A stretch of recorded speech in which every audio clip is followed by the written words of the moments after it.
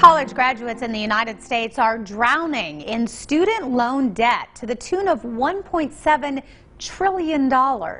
Alex Davis talked to a financial expert for tips on managing that debt without having to sacrifice all of the joys that life has to offer.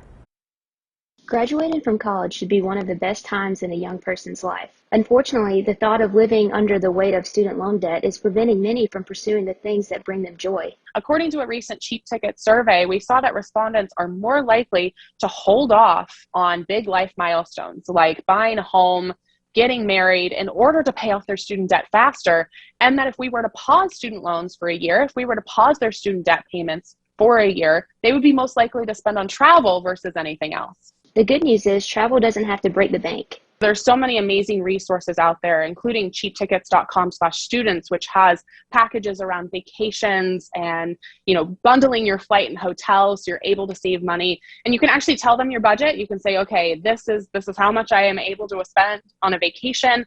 And they will give you, here's where you should go, here's what you should do. So they're trying to make travel more accessible for these young people who are still navigating the world. And while student loan debt can be overwhelming, Tori says managing debt boils down to 2 key steps. My first tip is making sure you have an emergency fund. Before you start paying off your debt, you need to make sure you have at least 3 months of living expenses in a high yield savings account. We don't want to go into more costly debt like credit card debt trying to pay for an emergency should it arise. So that's why we prioritize that first.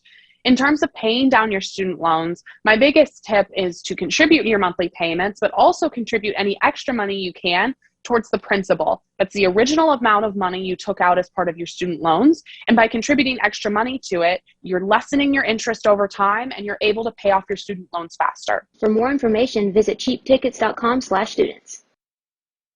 The preceding portion of Daytime Tri-Cities was sponsored by